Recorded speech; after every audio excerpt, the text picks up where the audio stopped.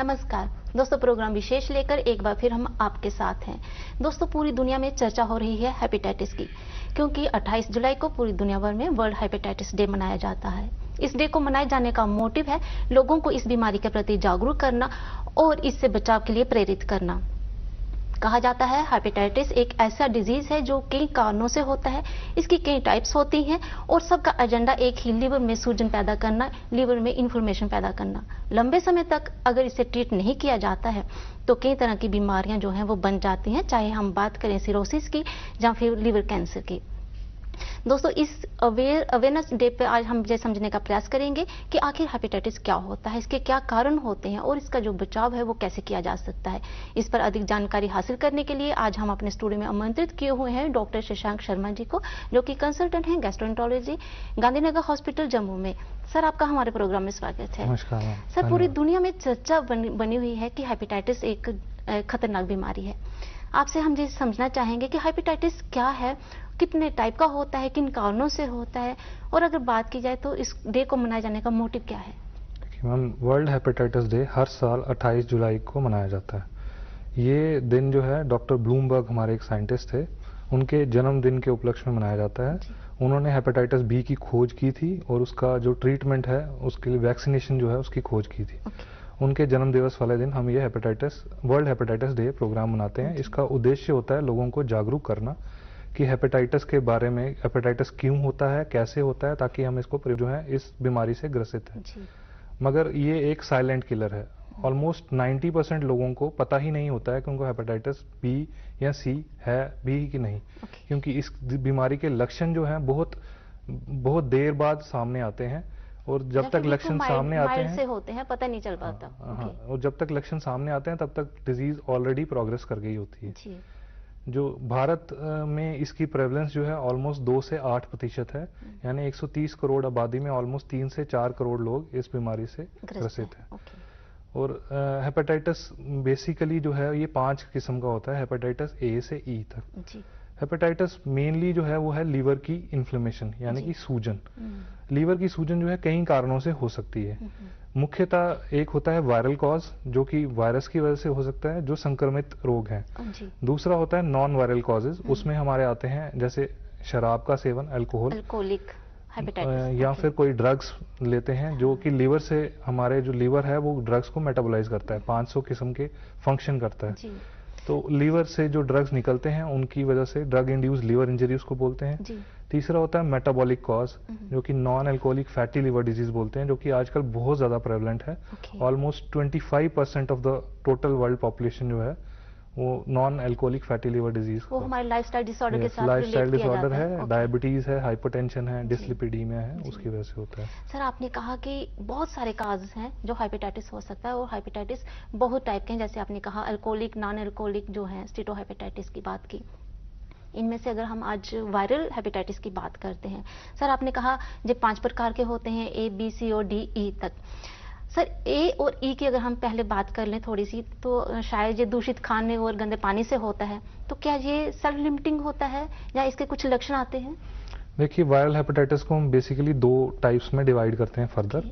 एक होते हैं ब्लड बॉर्न, जो बोलते हैं बी और सी, और दूसरे होते हैं फीको ओरल रूट, यानी कि अनहाइजीनिक खाना खाने से, जो होते हैं ए और ई। जो ए और ई है, ए जो हेपेटाइटिस ए वायरस है वो मुख्यतः बच्चों में ज्यादा पाया जाता है। ये सेल्फ लिमिटिंग डिजीज है। ऑलमोस्ट 97 to 99% ऑफ पेशेंट्स जो होते हैं ठीक हो जाते वो खुद ब खुद ठीक हो जाते हैं बिना किसी इलाज के या सपोर्टिव केयर के। सिर्फ 1 to 3% पेशेंट्स जो होते हैं जिनको हम बोलते हैं फल्मिनेंट हेपेटिक फेलियर हो सकता है। उसके कुछ लक्षण होते हैं जैसे ब्लीडिंग होना या फिर बेहोशी आ जाना, लीवर फेलियर के चांसेस उसमें होते हैं। उनमें से भी 20 to 25% केसेस में कई बार लीवर ट्रांसप्लांट की आवश्यकता पड़ सकती है। किसी भी जो हेपेटाइटिस है उसे हमें हल्के में नहीं लेना चाहिए। सर, आपका कहने का मतलब है कि बी और जो सी है वो सबसे अधिक खतरनाक होते हैं। इन्हीं पर अगर हम बात करें, इनके मोड ऑफ ट्रांसमिशन क्या है? देखो, हेपेटाइटिस बी और सी इसलिए खतरनाक है क्योंकि ये क्रॉनिक लिवर डिजीज करते हैं, और इनका एक बार अगर शरीर में आ जाए तो ये क्रॉनिक लिवर डिजीज करके बाद में फिर वो सिरोसिस और कैंसर का भी मुख्य कारण हो सकते हैं। हेपेटाइटिस बी और सी ही ऐसी बीमारी हैं जो preventable cause of liver cancer है। मतलब अगर हम इसका इलाज कर लेंगे तो कैंसर होने के चांसेस कम होते हैं। अब मोड ऑफ ट्रांसमिशन पे आते हैं। अब इनका मेन मोड ऑफ ट्रांसमिशन होता है ब्लड बॉर्न ट्रांसमिशन। अब इसमें हम बोलते हैं एक होता है हॉरिजॉन्टल ट्रांसमिशन और एक होता है वर्टिकल ट्रांसमिशन। जो वर्टिकल ट्रांसमिशन होता है वो होता है मदर से बेबी को। अगर इन्फेक्टेड को हेपेटाइटिस बी पॉजिटिव मदर है, उसके बेबी को रिस्क हेपेटाइटिस बी होने के चांसेस होते हैं। उस ट्रांसमिशन को रोकने का बहुत इम्पोर्टेंट है, क्योंकि उससे हेपेटाइटिस बी का क्रॉनिक इन्फेक्शन और हम कार्सिनोमा HCC रोक सकते हैं। तो ये जो वर्टिकल ट्रांसमिशन है, अगर इन्फेंट को हो जाए तो 90% चांसेस होते हैं कि क्रॉनिक लिवर डिजीज होगी बच्चे को। Over the period of time उससे ये बीमारी होगी, हेपेटाइटिस होगा ही होगा। सर, आपने कहा कि ब्लेड इंजरी और ब्लीडिंग जैसी के कारणों से हेपेटाइटिस होता है, माँ से बच्चे को हो जाता है। अब डायग्नोज कैसे होता है कि किसी जैसे आपने कहा कि 90% लोगों को पता ही नहीं चल पाता कि उन्हें हेपेटाइटिस है, वो इलाज क्या करवाएंगे? सर, क्या लक्षण क्या रहते हैं? देखो, जो एक्यूट वायरल हेपेटाइटिस होता है उसके लक्षण होते हैं हल्का हल्का बुखार आना, भूख कम लगना, आंखें पीली होना, पेशाब पीला आना, पेट के ऊपरी हिस्से में हल्की सी दर्द होना या कई बार उल्टी आना। ये मुख्यतः लक्षण होते हैं एक्यूट वायरल हेपेटाइटिस के। क्रॉनिक वायरल हेपेटाइटिस ज्यादातर कईयों को लक्षण नहीं पता लगते हैं। 80% पेशेंट्स को लक्षण का नहीं पता लगता है, बट वेट लॉस, भूख कम लगना, ये मेन लक्षण हो सकते हैं। और हेपेटाइटिस बी और सी का हम टेस्ट करवा के पता कर सकते हैं। सर, अवेयरनेस, जागरूकता ही बचाव है। आपने कहा टेस्ट करवा सकते हैं। अगर हमें लक्षण नहीं आते हैं तो टेस्ट कैसे करवाएंगे? सर, कौन लोग प्रोन है, हाई रिस्क फैक्टर क्या है जो लोग टेस्ट करवाएं? देखो, जो high risk workers, health care workers हैं, या फिर पेशेंट जो कि इंजेक्शन ड्रग एब्यूजर्स हैं, या फिर सेफ ड्रग ये ब्लड प्रैक्टिसेस नहीं, कहीं सर्जरी हुई है या ब्लड ट्रांसफ्यूजन हुआ है, उसमें उन केसेस में हम जो है हेपेटाइटिस बी और सी का जो है वो डायग्नोसिस कर सकते हैं। हमें वो करवाना चाहिए। जी सर, हमारा लीवर कहा जाता है एक मेटाबॉलिक ऑर्गन होता है। अगर ये बीमार होता है तो कई तरह की बीमारियों के हम प्रोन हो जाते हैं। सर, अगर इन्फ्लेमेशन जैसे कि सूजन जो है हेपेटाइटिस जो प्रोड्यूस करता है, अब आपने कहा कि हमें उन लोगों को टेस्ट करवाने चाहिए। सर, अमूमन देखा जाता है, अक्सर देखा जाता है कि जब हम किसी सर्जरी में जाते हैं या फिर ब्लड डोनेट करने जाते हैं तो हमें हेपेटाइटिस बी या सी जो है वो आता है। तो सर, क्या हम लकी माने अपने आप को कि अगर हमें आया तो अब इलाज हो जाएगा, अगर ये पता नहीं चलता तो लीवर डैमेज हो सकता था? देखिए, हेपेटाइटिस बी और सी जो है वो आज की डेट में क्योरेबल है। ठीक है, इनका पूरा इलाज है। हेपेटाइटिस सी का तो 3 to 6 मंथ्स का ट्रीटमेंट है, ऑलमोस्ट 97 to 99% क्योर रेट है। हेपेटाइटिस बी का जो है वो लॉन्ग टर्म ट्रीटमेंट होता है, वो अकॉर्डिंग टू पेशेंट बेसिस पे चलता है। आजकल ऐसी ड्रग्स आई हैं कि हम इसको ट्रीट कर सकते हैं।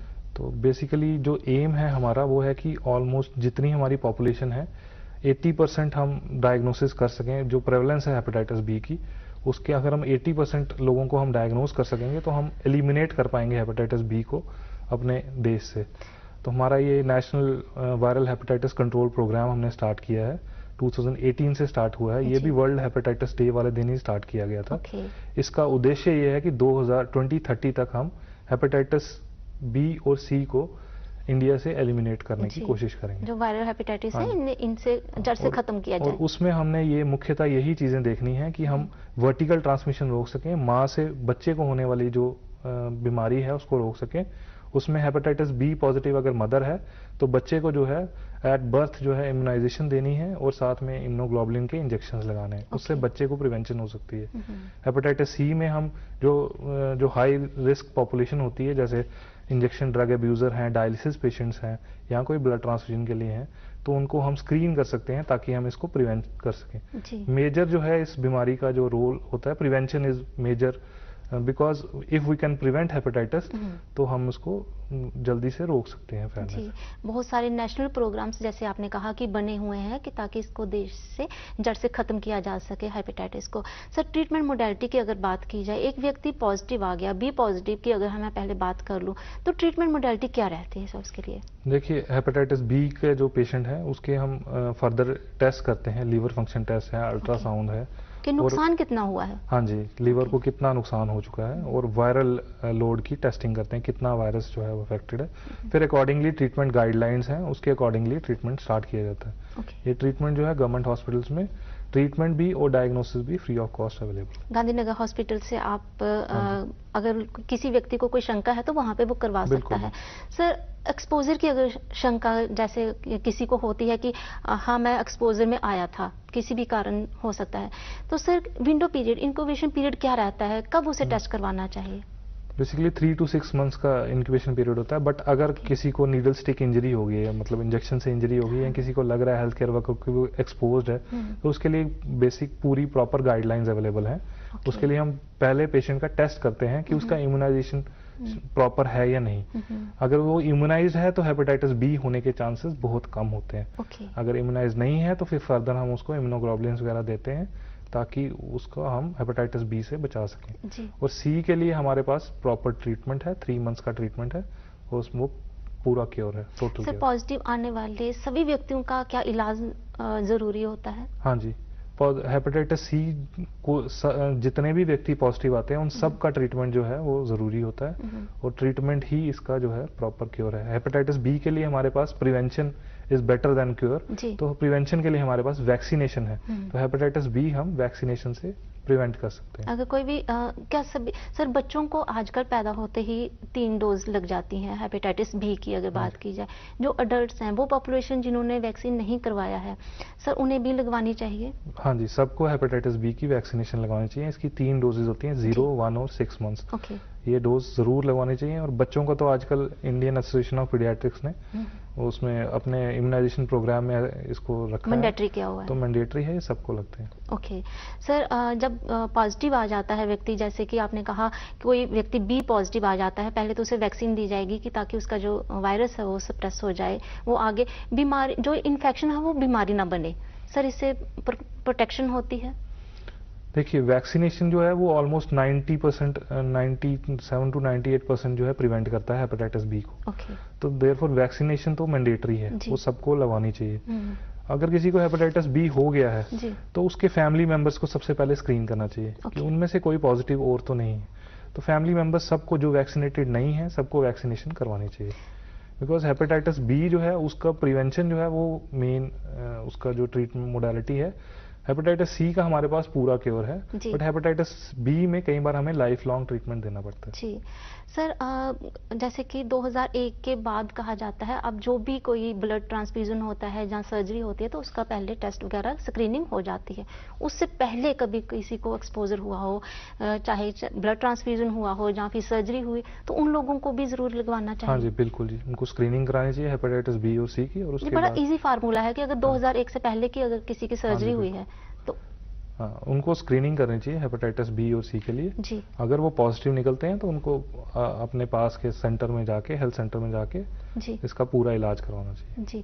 सर सी की अब बात की जाए, सी की ट्रीटमेंट मोडालिटी आपने कहा कि बहुत अच्छा इफेक्टिव और क्यूरेबल ट्रीटमेंट जो है वो अवेलेबल है। सर गांधीनगर हॉस्पिटल्स में क्या क्या सुविधाएं इसके लिए दी गई हैं? देखिए, जो हेपेटाइटिस सी वायरस है उसका मेन जो मोड ऑफ ट्रांसमिशन जो है ना, हमारी पॉपुलेशन में ज्यादातर वो जो ये ड्रग अब्यूजर हैं, आईवी ड्रग अब्यूजर हैं जो इंजेक्शन लेते हैं, उनमें ज्यादा ये पाया जा रहा है। तो युवा पीढ़ी ज्यादा चपेट में आ रही है। हाँ जी, बिल्कुल। जो भी ये इंजेक्शन ड्रग अब्यूजर्स हैं ऑलमोस्ट वो हेपेटाइटिस सी पॉजिटिव ज्यादातर वही पाए जा रहे हैं।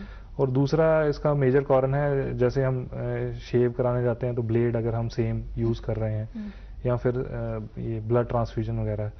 अब जो गांधीनगर हॉस्पिटल या गवर्नमेंट हॉस्पिटल हैं वहाँ पे जो है हमारे यहाँ पे हेपेटाइटिस सी की पूरी टेस्टिंग और ट्रीटमेंट जो है वो फ्री ऑफ कॉस्ट अवेलेबल है।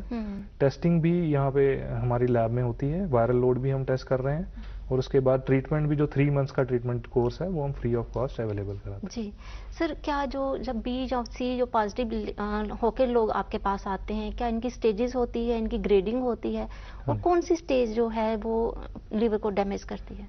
देखो जी, लीवर की जो स्टेजेस होती हैं डैमेज की, वो होता है पहले हेपेटोसिस होता है, फिर उसके बाद फाइब्रोसिस, फिर सिरोसिस, और फिर उसके बाद हेपेटोसेलुलर कार्सिनोमा बनता है। ये 3-4 स्टेजेस हैं।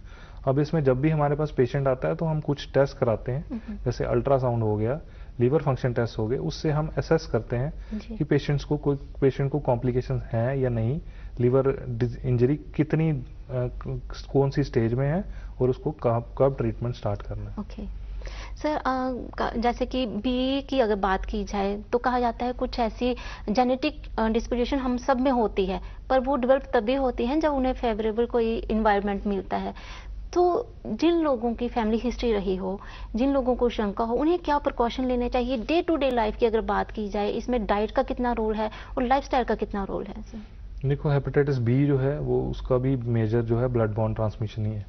बट इसमें ये देखा गया कि अगर एडल्ट्स को हेपेटाइटिस बी होता है तो क्रॉनिक इन्फेक्शन रेट जो है 5 to 10% है। मतलब 5 से 10% लोगों को ही क्रॉनिक लिवर डिजीज बनेगी एडल्ट्स में। बट अगर नियोनेटल या चाइल्ड में होता है तो वो मोर देन 90% है। अगर बच्चे को किसी को होता है तो 90% वो क्रॉनिक लिवर डिजीज में डेवलप होता है और अल्टीमेटली वो फिर कैंसर बन सकता है, लिवर कैंसर। तो इसमें इसका जो मेजर जो रोल है जैसे टाड़ीकुल्ला